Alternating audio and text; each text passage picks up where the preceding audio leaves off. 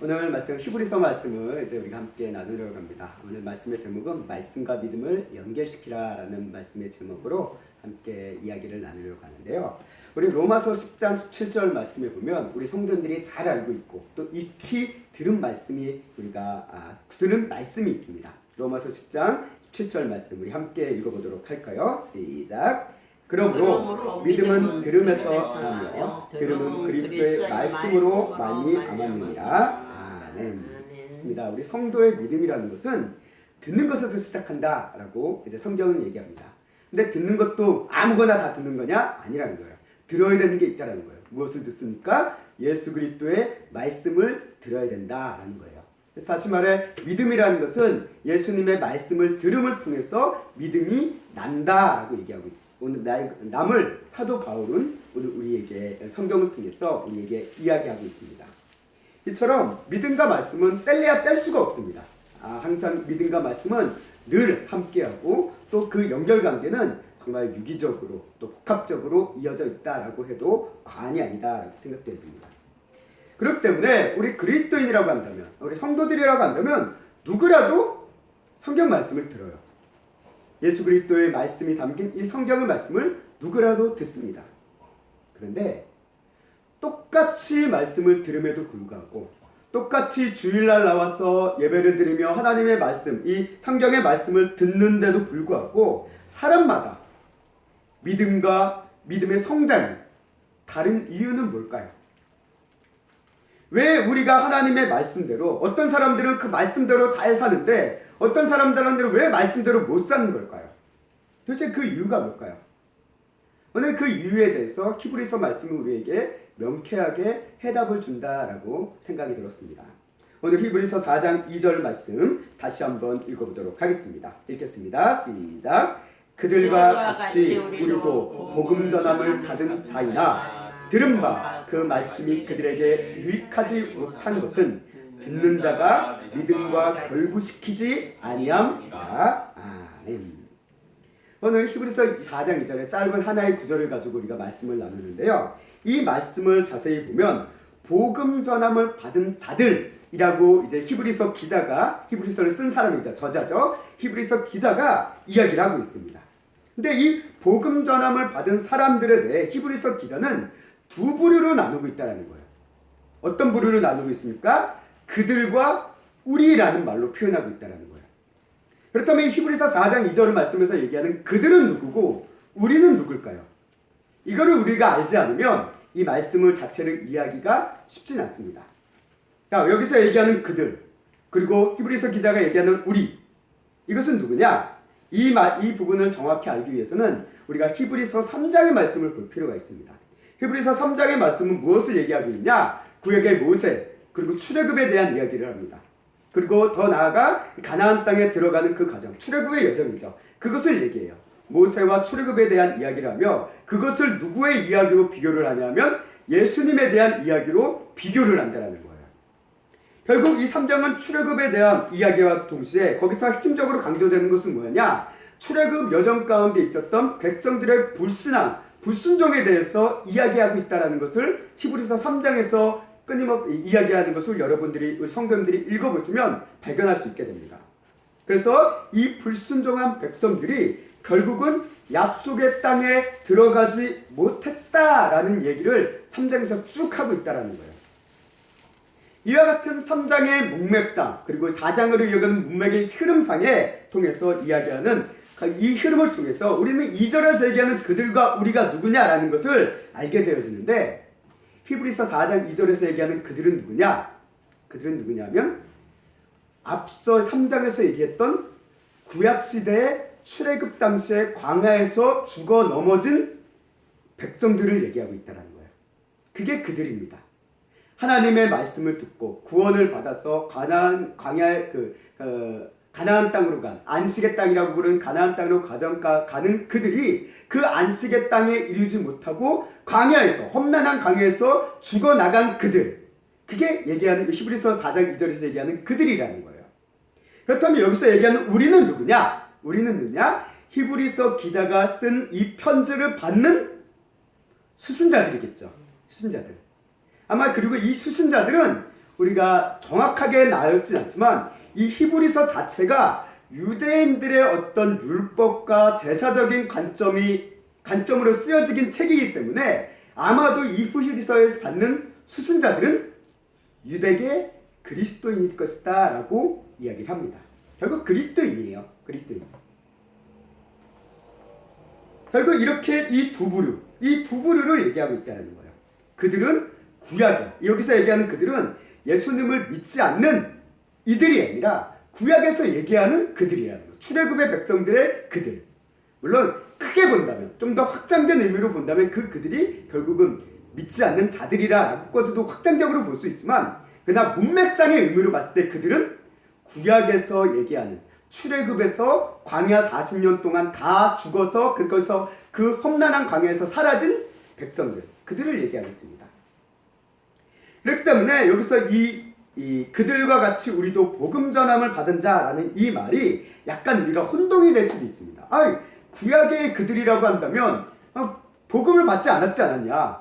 구약이 예수님에 대해서, 그 출애굽한 백성들이 예수님에 대해서 듣진 않았잖아요. 그러다 보니까 이 부분 때문에 우리가 좀 약간 혼동이 올 수 있어요. 그래서 이 그들이 꼭 복음을 들었는데 거부한 불신앙의 자들처럼 우리가 생각할 수도 있다라는 거. 뭐 그게 틀린 관점은 아니지만, 그러나 문맥상으로 봤을 때 이 의미가 무엇이냐면, 이 복음은 뭐냐면 예수 그리스도에 대한 신약적인 복음을 얘기한다기보다는 출애굽이라는 하나님의 구원과 또 약속을 통한 그 안식의 땅인 가나안 여정으로 가는 그 모든 일련의 하나님의 언약의 약속, 그것을 이제 기쁜 소식이라고 하는 거잖아요. 구원 자체가 기쁜 소식입니다. 복음이 기쁜 소식이에요. 굿뉴스라고 얘기하고 있죠. 그래서 하나님의 구원과 그리고 하나님의 구원을 통한 안식, 이것을 주는 것, 어떻게 보면 복음의 핵심은 그것이라는 거예요. 이게 좀 더 구체적으로 완성된 게 예수 그리스도의 십자가로 이어진다라는 것의 차이일 뿐이지, 그 하나의 중점적인 요소, 하나님의 구원과 안식이라는 그 복음의 핵심적인 상황은 구약의 출애굽과 예수님의 십자가의 사건이 동일하다는 거예요. 그렇기 때문에 그들과 같이 우리도 복음을 전한다. 그들도 복음을 들었고 우리도 복음을 들었다라는 거예요. 근데 그들이 들은 복음은 뭡니까? 하나님의 출애굽의 복음이라는 거예요. 근데 우리가 들은 복음은 뭡니까? 예수 그리스도의 십자가의 복음이라는 거예요. 이 차이가 있을 뿐 똑같이 복음을 들었다라는 거예요. 하나님의 구원이라는 그 복음.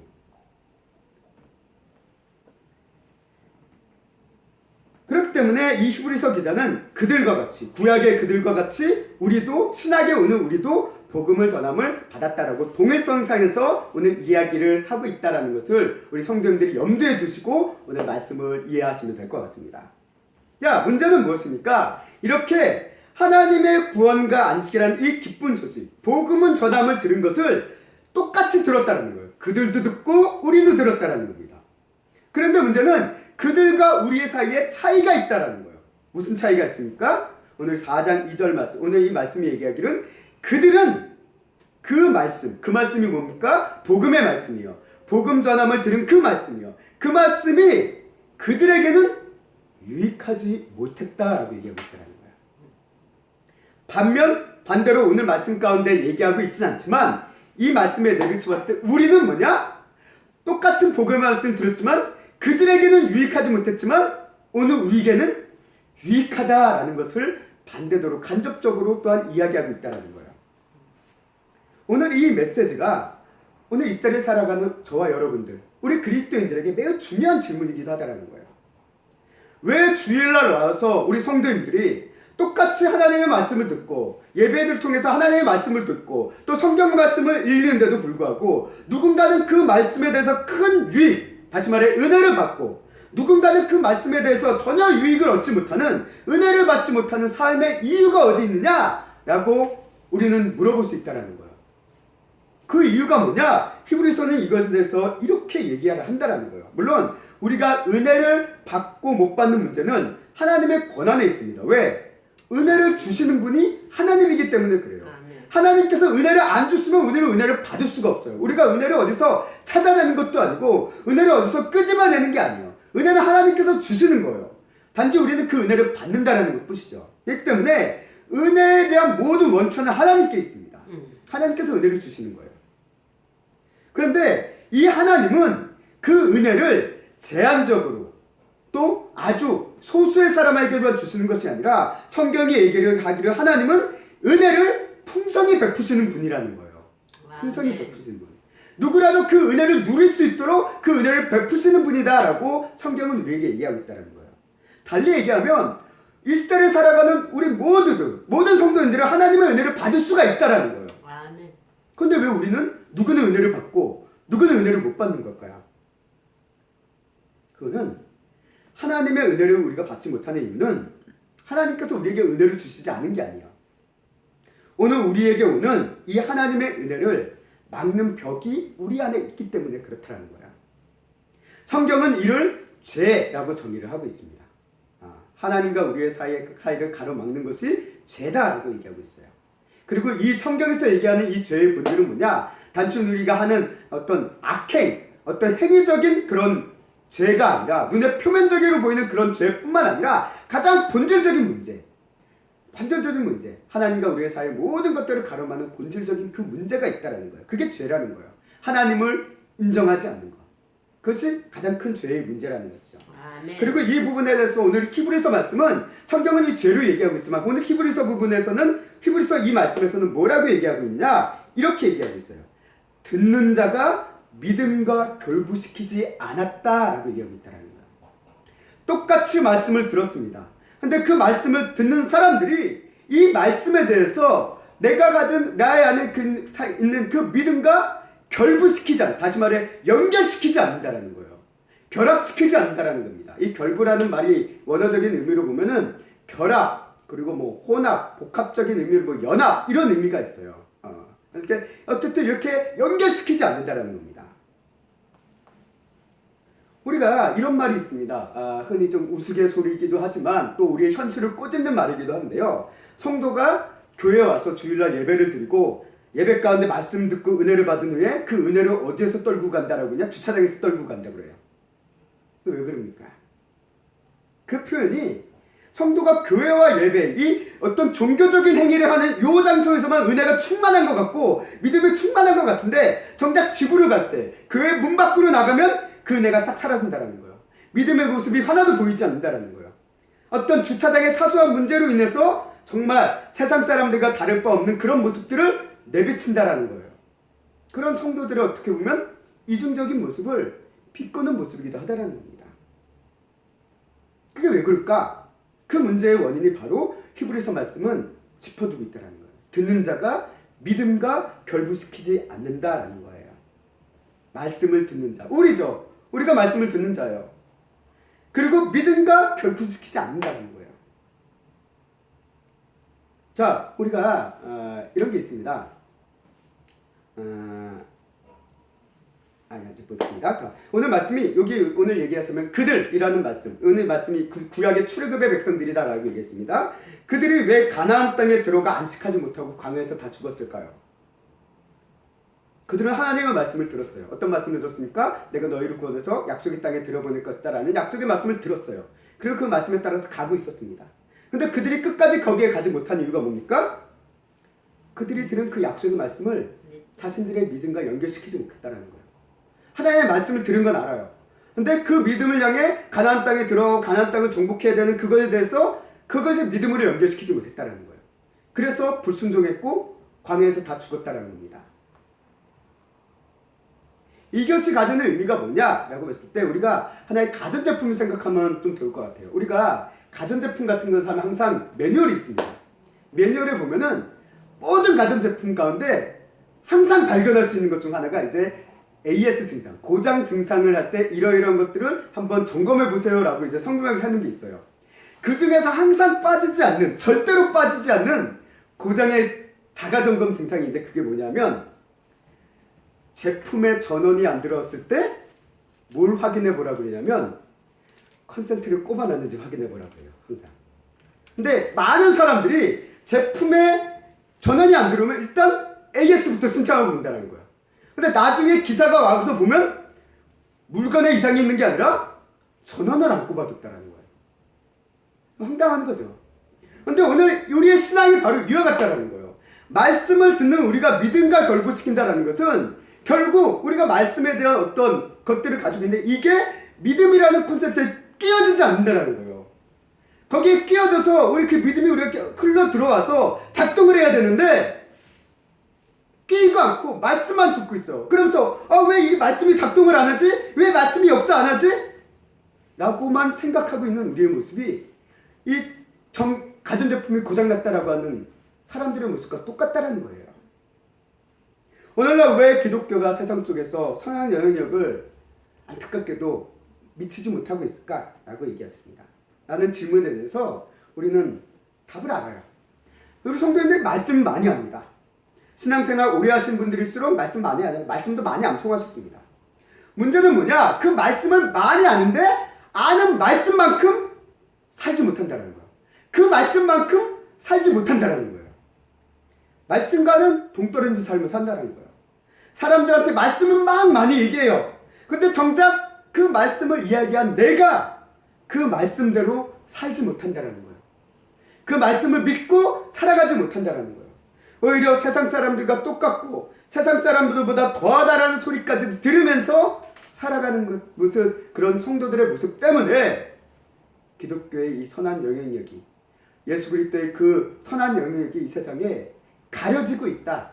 한가지로 우리 성도들의 죄 때문에 가려지고 있다라고 이야기해 볼 수 있을 것 같습니다. 여기에는 뭐 저도 넘어갈 수가 없어요. 똑같습니다. 결국 뭐냐? 말씀이 믿음과 연결이 되지 않는다라는 거예요. 우리가 믿음이라는 것을, 우리 성도님들이 믿음이라는 것을 말씀을 이해하고 납득하면서 어떤 그 뜻을 아는 것이 믿음으로 생각할 때가 많아요. 물론 그것도 믿음이긴 합니다. 그러나 성경에서 이야기하는 진짜 믿음은 무엇이냐? 이런 단순한 지식의 축적 또는 이해가 믿음의 전부가 아니라는 거예요. 믿음은 지식의 영역이 아니라 삶의 영역입니다. 삶의 영역이에요. 그래서 믿음은 예수님을 닮아가는 모습이에요. 삶이에요. 아멘. 근데 우리는 믿음을 예수님을 닮아가는 어떤 삶의 영역으로 보기보다는 성경에 대한 지식, 신학적인 지식을 많이 아는 걸로 우리는 믿음을 한정짓고 있다라는 거예요. 그래서 우리 성도들 어떻게 보면 그래서 세상 사람들이 안 좋은, 우리 기독교인들에 대해서 안 좋은 말 하는 이유 중 하나가 성도의 기독교인들이 참 교만하다라는 얘기를 많이 해요. 그게 뭡니까? 뭔가 아는 체는 많이 해요. 근데 거기에 겸손과 이런 것들이 따라가지 못한다는 거죠. 달리 말해 우리 성도는 믿음으로 살아가야 되는데 말씀의 지식의 축적으로 자꾸 살아가려고 하다 보니까 문제가 생긴다는 겁니다. 우리가 성도들의 가정마다 어떤 사업장마다 성경 구절을 여기저기 붙이고 액자를 달아놓고 그게 믿음이 아니라는 거예요. 진짜 성경에서 얘기하는 믿음은 뭐냐? 그런 것들을 비록 안 달아놓는다 하더라도 하나의 성경 구절 그 말씀 자체를 순종하여 그 말씀대로 살아가는 게 믿음이라는 거예요. 우리가 성경 59절, 109절 많이 하는 게 아니라 한 구절이라도 그 말씀대로 살아갈 수 있다라고 한다면 그건 믿음의 삶을 살고 있다라고 우리가 이야기할 수 있다는 겁니다.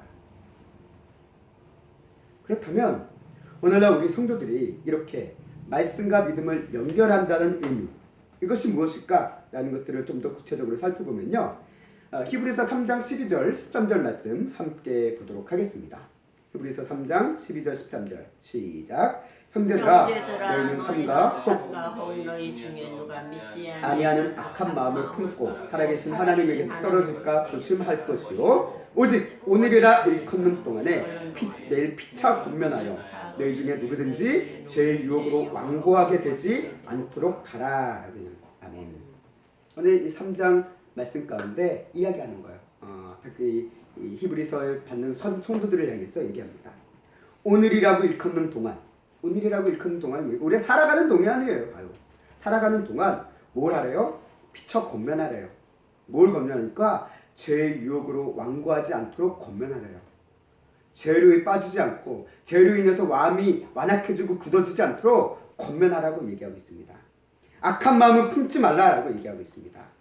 왜요? 악한 마음과 죄의 완고, 유혹으로 인한 완고함은 말씀과 믿음을 끊어버리게 만들어요.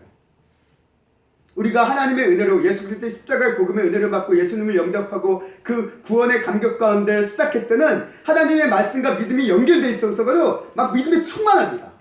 근데 우리 안에 악한 마음과 죄가 자꾸 스며들다 보면 이것이 다시 끊어진다는 거예요.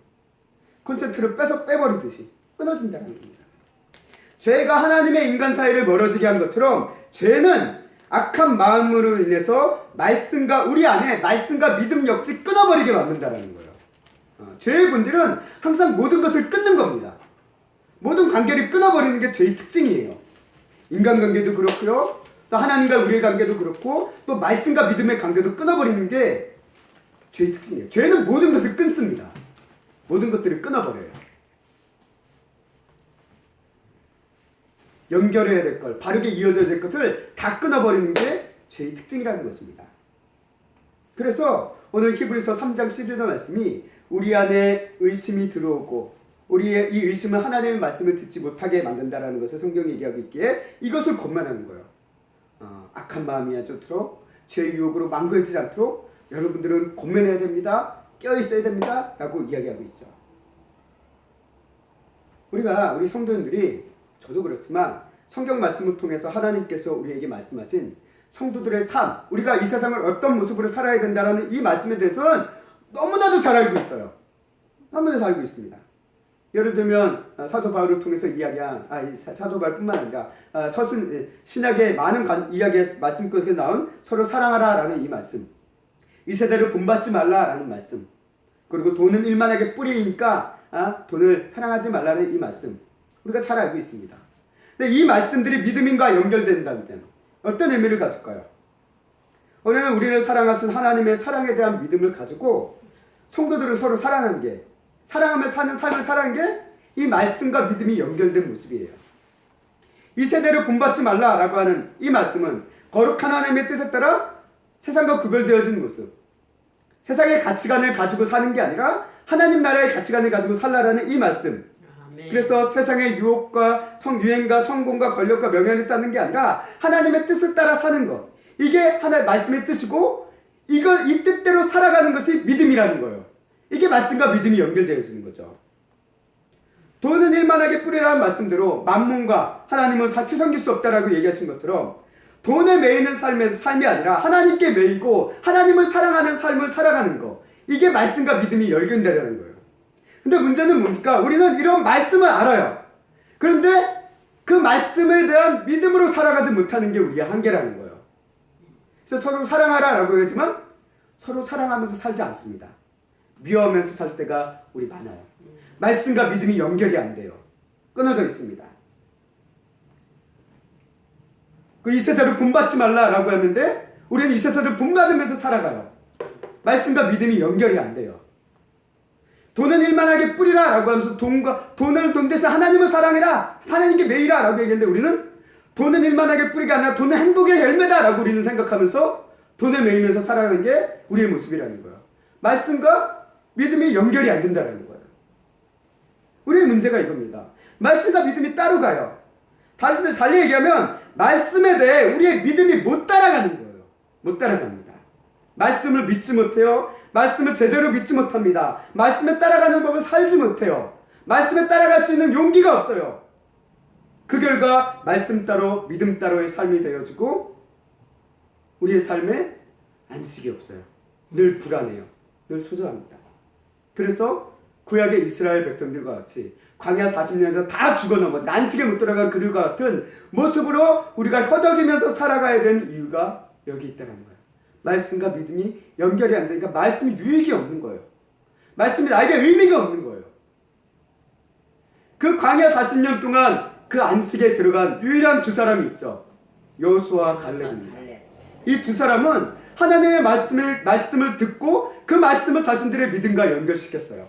그러니까 우리는 가자, 이 땅을 얻을 수 있다, 이 땅은 하나님께서 주신 약속의 땅이다, 좋은 땅이다 라고 외치면서 믿음을 끝까지 지켰다는 거예요. 믿음으로 행동했다는 거예요.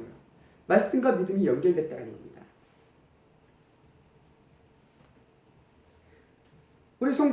오늘날 우리 성도님들은 여호수아와 갈렙이 아닌 여호수아 갈렙 이외의 사람들, 광야에서 죽어난 그 수많은 사람들과 같은 모습으로 우리 스스로가 반응할 때가 참 많다는 거예요. 어떻게 보면 저도 그렇습니다. 말씀은 교회에 왔을 때만 필요하고 내 일상에 살면은 말씀은 나에게 유익이 없어, 오히려 방해다라고 생각하면서 살아가는 성도들의 모습이 우리는 너무나도 많이 볼 수 있습니다. 복음의 말씀이 유익한 우리가 아니라 복음의 말씀이 유익하지 못했던 그들의 모습으로 우리는 이 시대를 살아가는 우리의 모습을 보게 된다는 거야. 광야에서 죽은 백성들이 하나님의 말씀을 몰랐습니까? 못 들었습니까? 아니요, 들었어요. 알았어요. 근데 믿진 않았어요. 말씀과 믿음이 연결이 안 됐어요. 그게 우리의 문제라는 겁니다. 말씀과 믿음이 연결이 안 된다는 거. 우리 요한복음에 보면 예수님의 이 땅에 오신 성육신에 대해서 이야기하는, 표현하는 바죠. 1장 14절 말씀에 보면 이렇게 얘기합니다. 이게 또 말씀이 빠져버렸네요. 요한복음 1장 14절 말씀을 제가 읽겠습니다. 말씀이 육신이 되어 우리 가운데 거하시며 우리가 그의 영광을 보니 그의 아버지의 독생자의 영광이요 은혜와 진리가 충만하더라 라는 말씀이죠. 우리가 잘 알고 있는 말씀입니다. 이 말씀을 보면 말씀이 육신이 되어서 라는 말씀인데, 말씀이 우리 가운데 거한다라는 거예요. 말씀이 우리 가운데 거한다는 거. 성육신의 관점뿐만 아니라 말씀은 항상 우리 가운데 거하셔야 된다는 거. 말씀이 우리 가운데 거하셔야지만 우리는 이 말씀과 믿음이 연결이 됩니다. 근데 문제는 우리는 이 말씀이 우리의 마음과 삶의 중심에 자꾸 거하지 않아요. 말씀을 뒷전으로, 말씀을 사이드로 밀어놓는 게 우리의 모습이고 결국 그들과 같이 살아간다는 거예요. 하지만 말씀이 우리의 삶의 마음과 삶의 중심에 거할 때 이런 성도의 삶에서 이 말씀이 역사하고 말씀이 이루어지는 경험을 통해서 이 말씀을 점차 더욱더 강하게 믿게 되어져 간다라는 거예요. 우리는 왜? 말씀이 이루어지는 것을 경험하면 이 말씀을 더욱더 믿을 수밖에 없잖아요. 더욱더 믿어질 수밖에 없잖아요. 우리의 문제는 뭐냐? 이 말씀이 이루어진다라는 것을 경험해보지 못해서 우리는 어떻게 보면 믿지 못하는 이유도 있어요. 그렇잖아. 이 말씀이 진짜 이루어질까? 하나님의 말씀인 거 맞는데, 하나님의 말씀은 신실하니까 이루어질 거 맞는데, 그게 근데 내 삶에 진짜 이루어질까? 라는 이 걸림돌이 있다는 거예요. 다른 사람들이 어떤 간증을 하면서 이 약속의 말씀들이 그의 삶에 그렇게 이루어졌다 아멘 하지만 근데 그게 내 삶에도 이루어질까? 라는 이 한계가 우리에게 있다는 거예요. 이게 말씀과 믿음을 이어지지 못하게 하는 우리의 걸림돌이라는 겁니다. 그렇기 때문에 사도 바울은 고린도후서 말씀을 통해 성도들에게 이와 같은 이야기를 합니다. 우리 13장 5절 말씀 함께 읽겠습니다. 시작. 너희는 믿음 안에 있는가? 너희 자신을 시험하고 너희 자신을 확증하라. 예수 그리스도께서 너희 안에 계신 줄을 알지 못하느냐? 그렇지 않으면 너희는 버림받은 자니라. 아멘. 네. 사도 바울은 얘기해요. 너희 믿음을 시험하고 확증하라 라고 얘기하고 있어요. 여러분들의 믿음을 테스트하고 그것에 대해서 확신을 가지라 라는 거예요. 아멘. 믿음을 테스트하고 시험함으로, 테스트함으로 우리는 확신을 가질 수 있다는 거예요. 우리가 이 말씀이 이루어지는 것을 내가 경험해보지 못하면 우리는 확신을 가질 수가 없어요. 이론적으로는 알아요. 그러나 경험해보지 않으면 우리의 믿음은 너무나도 연약하다는 거예요. 성도의 말씀을 보면 믿음은 하나님의 말씀을 믿는 겁니다. 그렇기 때문에 믿음을 시험한다는 것은 이 말씀에 대한 나의 믿음을 시험하는 거예요. 과연 이 말씀, 하나님의 약속의 말씀이 이랬는데 이 말씀이 정말 내 삶에서도 이루어질 수 있을 거야 라는 그런 믿음 가운데 시험을 해보는 거예요. 테스트를 해보는 거예요. 훈련을 해보는 겁니다. 그래서 우리가 어떤 전도의 훈련이라든가 이런 것도 나가는 이유가 우리 솔직히 전도의 현장 부담스러워요. 나가기 힘듭니다. 그럼에도 불구하고 나가는 이유가 뭐냐면 그 순간을 통해서 우리의 믿음이 시험해볼 수 있는 가장 큰 장소가 전도의 현장이기 때문에 그래요. 큰 장소가 그렇습니다. 말씀을 읽고 기도하는 것은 어떻게 보면 리스크가 그렇게 크진 않아요. 부담이 그렇게 많지는 않습니다. 물론 내가 내 시간이 좀 투자하고 내 바쁜 시간 쪼개서 해야 된다는 그런 약간 그런 부담은 있지만 그래도 전도에 대한 부담만큼은 크진 않아요. 전도를 우리가 나갈 때 우리의 믿음을 테스트해보는 가장 큰 믿음의 현장, 그게 어떻게 보면 전도의 현장이기도 하다는 거예요. 그러나 이게 꼭 전도만에 국한되는 건 아닙니다. 우리 성도님들의 일상의 삶의 영역에서도 마찬가지예요. 서로 사랑하라는 이 말씀을 실천해 보는 것. 그래서 내가 미워하고 힘들어하는 자, 좀 마음에 껄끄러운 자에게 내가 먼저 이웃이 되어지고 다가가는 그런 모습을 통해 그 사람의 마음이 열리고 하는 이런 것들을 또 경험해 보면 진짜 하나님의 말씀은 이루어지는가. 이런 과정들을 통해서 우리는 말씀을 믿음과 이제는 점점 더 결부시켜버리고 연결이 되어진다는 거예요. 하나님의 말씀 진짜 이루어지는구나. 하나님의 말씀은 역사하시는구나. 이런 것들이 점차 우리의 삶에 체험되어지고 그 경험이 쌓여져가면 쌓여갈수록 우리의 믿음은 점점 더 이제 굳건해진다는 거예요. 왜? 말씀을 경험해 봤으니까. 하나님의 은혜를 경험해 봤으니까. 오늘 우리가 말씀과 믿음을 경험하지 못하는 이유가 이 은혜를 경험하지 못해서 그렇습니다. 성도님들이 이 은혜를 경험해 봐야 되는데, 말씀이 역사하는 그 은혜를 경험해 봐야 되는데, 말씀이 믿음대로 이루어지는 이 은혜를 경험해 봐야 되는데, 근데 이게 그냥 이루어지는 게 아니에요. 테스트 해봐야 돼요. 시험의 현장 속에 있어 봐야 된다는 거예요. 믿음의 말씀을 가지고 나가봐야 된다는 거예요. 말씀대로 해봐야 된다는 거예요. 그렇다면 우리가 이 말씀에 대해서 그렇구나, 우리 믿음을 시험해봐야겠구나, 믿음을 테스트해봐야겠구나, 이제 우리는 알겠습니다. 그렇다면 진짜 우리의 삶 가운데, 우리 성도님들이 일상의 삶 가운데서 어떻게 우리의 말씀과 믿음을 연결할 수 있는 이런 테스트, 이것들을 우리가 어떻게 할 수 있을까? 이것을 이제 세 가지 관점을 통해서 우리 성도님들에게 설명을 하고 말씀을 마치려고 합니다. 우리가 하나님의 말씀, 우리의 말씀과 믿음을 연결하기 위해서 가장 먼저 필요한 것은 무엇이냐면 말씀을 알아야 돼요. 말씀을 알지 못하면 말씀과 믿음을 연결할 수 없죠. 말씀이 있어야지 믿음과 연결하잖아요. 근데 말씀이 없으면 이 믿음에 뭘 연결할 거예요? 말씀을 아셔야 돼요. 근데 이 말씀을 안다라는 것이 우리가 어떤 성경 연구를 많이 하고 어떤 신학적인 공부를 많이 하라라는 그런 의미보다도 1차적으로 봤을 때 우리는 먼저 말씀 묵상을 하는 생활을 하셔야 된다는 거예요. 말씀 연구가 아니라 말씀 묵상. 우리가 하나님의 말씀을 모르는 상태에서는 믿음과 연결할 수가 없어요. 그렇기 때문에 우리는 하나님의 말씀을 꾸준히 묵상하는 훈련을 하고 그런 삶을 사는 그런 훈련과 테스트를 하셔야 된다는 겁니다. 우리가 성도님들의 말씀 묵상은 성경 연구와 혼동하기도 쉬운데요. 말씀 묵상은 성경 연구가 아니에요. 성도님 이해하시기를, 말씀 묵상은 말 그대로 성경을 읽는 겁니다. 읽는 건데 한 장을 다 읽어, 한 장도 좀 많을 수 있어요. 그래서 요즘 우리 시중에 파는 묵상집 같은 경우에는 한 장도 안 읽습니다. 한 몇 구절 정도만 하루 이렇게 딱 읽고 그거를 묵상해요. 그러다 보니까 그냥 한 장 읽고 묵상하시는 분도 있습니다. 그거는 딱 정해진 규정이 아니지만 어쨌든 아주 많은 분량이 아니더라도 하루에도 꾸준히 말씀을 어떤 일정 분량을 읽으시면서 그 말씀을 통해 하나님께서 나에게 말씀하시는 것이 무엇인지를 믿고 기도하는 영적 대화의 시간이 말씀 묵상이라는 거예요. 그래서 이 말씀을 통해 하나님께서 오늘 나에게 무슨 말씀을 하시지? 이 말씀을 통해서 하나님께서 나에게 이야기하시는 게 뭐지? 이 말씀이 오늘 나에게 어떤 의미를 가지지? 라고 우리가 기도하면서 하나님께 물으면서 이 말씀을 읽는 거, 이게 묵상이라는 거예요. 근데 우리가 이 말씀 묵상하면 자꾸 성경 연구, 성경의 뜻을 풀고 문자적인 의미하고 이런 것들을 생각하기 쉬운데, 그게 아니라 성경 말씀은 그냥 말 그대로 읽고 하나님의 뜻에 생각하는 겁니다. 물론 우리가 매일 일정 분량, 또 통독이나 이것을 위해서 일정 분량 몇 장씩 읽는 것도 중요합니다. 또 필요해요. 그러나 오늘 우리가 그거보다도 더 중요한 것은 매일의 말씀을 통해서 하나님께서 오늘 나에게 말씀을 통해 어떤 말씀을 하시고 어떻게 살기를 원하는지를 조용히 듣는 시간, 이게 우리에게 필요하고 이것을 위한 훈련이 우리에게 필요하다는 거예요. 이게 없으면 우리는 말씀과 믿음을 연결시키는 삶을 살아가기가 어렵다는 거예요. 왜? 훈련이 안 됐으니까. 못 해봤으니까요. 그렇기 때문에 성도 여러분, 말씀을 매일 묵상하시는 생활을 하시기 바랍니다.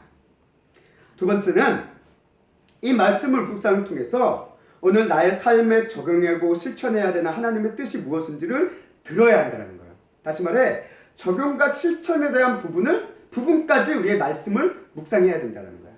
우리가 말씀을 묵상할 때 저도 좀 그런 경향이 있어요. 왜냐하면 말씀을 묵상할 때 구체적인 적용과 실천에 대한 부분을까지 묵상하기가 참 어려워요. 그래서 말씀을 막 읽고 이 말씀에 대한 어떤 감상, 아, 이게 이런 의미구나, 이것을 이해했다 라는 정도로만 우리가 말씀 묵상을 끝나는 경우가 많습니다. 근데 말씀 묵상은 거기서 끝나면 안 돼요. 말씀 묵상은 그 의미를 파악하고 끝나는 게 아니라 이 말씀을 통해서 나에게 내가 오늘 어떤 삶을 살아야 되지? 내가 어떤 모습으로 오늘을 행동해야 되지? 라는 것들을 생각하고 기도하고 또 그것을 위해서 실천을 위해 어떤 방안을 하나님께 물으면서 깨닫는 과정까지 가야지 이게 말씀 묵상을 우리가 하는 것이라는 거, 제대로 한다는 거예요. 그래서 우리가 예를 들면 앞서도 얘기했지만 서로 사랑하라라는 이 메시지, 말씀 묵상하면서 아 그래 서로 사랑해야지, 사랑은 중요하지 라고 우리는 감상과 이해로 끝나요. 근데 하나님께서 진짜 원하는 거 뭡니까? 너 서로 사랑해야지 말씀을 묵상하면 지금 너가 오늘 누구를 사랑해야 되는지, 그 사랑을 누구를 어떻게 표현해야 될지, 어떻게 행동해야 될지를 깨닫게 하고 질문케 하고 적응케 하는 것까지를 원하신다는 거예요. 내가 지금 껄끄러운 사람 누구지? 내가 왜 사랑하지 못하는 이유가, 내가 그렇다면 어떻게 사랑해야 되지? 라는 것들에 대한 그런 부분까지 기도하고 묻는 단계가 우리가 말씀 묵상의 단계라는 거예요. 이게까지가 익숙해지기 전까지 참 어렵습니다. 어렵고 시간도 좀 많이 걸릴 수 있는데, 근데 우리가 안 해서는 안 되는 부분이 해야 된다는 거예요. 성도로서, 하나님의 자녀로서 살아가기 위해서는. 자, 세 번째로는 이렇게 적용과 실천에 대한 것을 순종과 헌신을 통해 실제적으로 말씀과 믿음으로 연결하는 삶으로 나가야 된다는 거예요. 우리가 말씀을 묵상하고 아 이렇게 적용해야지, 이렇게 실천해야지 라는 것까지 알았다면 그 다음에 정말 중요한 건 뭡니까? 그대로 행해봐야 된다는 거예요. 그걸 해야 된다는 거예요. 근데 이걸 하기까지 정말 순종하고 헌신하는 노력이 필요하고 용기도 필요하고 결단도 필요합니다. 이게 그냥 되진 않아요. 우리가 말씀 묵상을 통해 적용과 실천, 아, 나 이런 부분에 대해서 약점이 있고 이런 문제가 있지, 그럼 이렇게 바꿔야 되지, 깨닫게 해주더라도 그것을 행하지 않으면 의미가 없다라는 거예요. 의미가 없다라는 거예요. 결국 말씀과 믿음이 연결되는 건 실천의 영역이라는 거예요. 우리가 이론과 실제라는 말이 있잖아요. 그래서 이론과 실제는 다르다라고 막 사람들이 얘기해요. 근데 우리가 알아야 될 것은 이론은 수많은 실제의 모든 사례들을 통해서 그것들을 꿰뚫는 하나의 보편적인 어떤 관점들을 정리한 게 이론이잖아요. 실제가 없으면 이론이 나오지 않습니다. 근데 자꾸 이 이론을 나의 삶의 실제와는 다르다고 우리는 구분해버리는데 아니에요. 이론과 실제는 연결되어 있습니다. 근데 그 이론, 보편적인 이론이 각 사람에게 제대로 실제로 적용되기 위해서는 또 다른 고민과 또 다른 어떤 방법과 어떤 관점들의 전환이 필요하지만 떨어지지 않더라고요. 말씀과 믿음도 마찬가지예요. 그래서 행함이 없는 믿음은 죽은 믿음이라고 야고보서에 기록된 것처럼 우리가 말씀을 믿고 순종하고 헌신함을 행할 때 비로소 이 말씀은 믿음과 연결이 되는 거예요. 연결이 됩니다. 그리고 이렇게 말씀과 믿음이 연결되어질 때 비로소 우리는 삶의 현장에서 하나님의 은혜를 경험할 수 있다는 거예요. 하나님의 말씀이 이루어지는 그 은혜를 체험할 수 있다는 거예요. 왜? 하나님께서는 분명 말씀대로 역사하시니까요. 말씀대로 사는 성도들을 하나님께서는 도와주시니까요. 그렇기 때문에 이 은혜의 현장, 말씀과 믿음이 연결되는 이것이 우리의 삶에 너무나도 중요하다는 거예요. 이렇게 이 과정이 계속 반복되어지면 말씀이 우리의 삶의 믿음으로 점차 연결되어지고 그게 강하게 연결되어지고 그로 인해서 말씀의 은혜가 더욱더 충만하게 된다는 거예요. 충만하게 된다는 거예요. 결국 우리의 삶에 지금 왜 말씀의 은혜가 충만하지 못하냐? 하나님이 은혜를 안 주셔서가 아니라 우리가 말씀의 은혜를 지금 믿음과 연결시키지 못하는 부분이 있다는 거예요. 믿음대로 행해야 될 그런 부분이 있는데 말씀은 많이 알고 말씀을 이해하고 말씀에 대한 어떤 생각에 대해서 깨달음에 대한 어떤 은혜 그건 있지만 이 말씀이 내 삶을 바꾸고 내 삶을 이끌고 내 삶의 믿음의 현장으로 나가게 하는 그 단계까지 지금 우리는 못 나가는 그 뭔가의 걸림돌이 위에 있다는 겁니다. 말씀과 믿음을 우리는 연결하셔야 됩니다. 오늘 우리의 문제는 말씀과 믿음이 지금 연결되지고 있지 않음에 있음을 오늘 히브리서 말씀을 통해서 다시 한번 돌아보게 됩니다. 우리 성도님들, 예수를 믿는 그리스도인들이 하나님의 말씀이 귀하고 값지고 이 말씀들이 이루어질 거라고 알고는 있어요. 다들 알고 있습니다. 근데 그 말씀이 내 삶에서 역사하고 이루어질 거라는 믿음으로 우리는 이어지지 못하는 경우가 너무나도 많다는 거예요. 그 성경 말씀을 아는데 그 말씀이 내 경우에선 좀 달라. 그 말씀이 나에게는 좀 아니야. 라고 우리는 그 선을 긋고 있다는 거예요. 그러나 성도의 신앙과 삶이 따로 떨어진 것이 아니듯 말씀과 믿음 역시 따로 떨어진 것이 아닙니다. 말씀과 믿음은 연결이 되어 있습니다. 말씀과 믿음이 연결되지 못하면 결국 우리의 믿음은 무너지고요. 불순종과 불신앙의 길로 떨어지고 결국 구약에서 출애굽의 백성들이 광야 40년에서 다 죽어가서 안식에 못 들어간 것처럼 우리도 결국 믿음의 파선에 일 수밖에 없다는 거야. 말씀과 믿음이 연결되지 못한 상태로 그것이 계속 지속되어서 간다면요. 샘교회 성도 여러분, 하나님의 말씀이 성경 말씀, 이 말씀을 우리의 성도들의 삶의 믿음과 연결하는 첫 단계인 말씀 묵상의 훈련과 삶으로 나아가시고 또 그를 위해서 또 힘쓰시는 우리 성도님들이 되시기를 원합니다. 이를 위해서 우리 샘교회도 5월달부터는 또 말씀 묵상을 위한 훈련과 이 과정을 위해서 어떻게 이것을 또 우리 성도님들에게 포커스를 맞추고 가르치고 할 수 있을까라는 부분에 대해서 또 고민하게 되었고 그것을 준비하고자 생각 중에 있습니다. 저를 위해서 기도해 주시고 우리 성도님들도 말씀 묵상의 은혜 가운데 다시 한번 말씀과 믿음이 끊어졌던 우리의 삶이 다시 한번 연결되어져서 그 말씀과 믿음이 연결된 그 충만한 은혜를 우리 성도님들이 다시 한번 경험하며 힘있고 활력있고 정말 생명력이 넘치는 하나님의 그 부활의 생명력이 넘치는 기쁨이 충만한 행복한 우리 귀한 성도님들의 삶으로 다시 한번 회복되어지기를 주님의 이름으로 간절히 소망하고 축원합니다. 아멘. 날마다 말씀과 믿음이 영합함을 통해 우리 삶에 말씀과 믿음의 풍성한 은혜가 넘치시기를 그런 교회와 가정과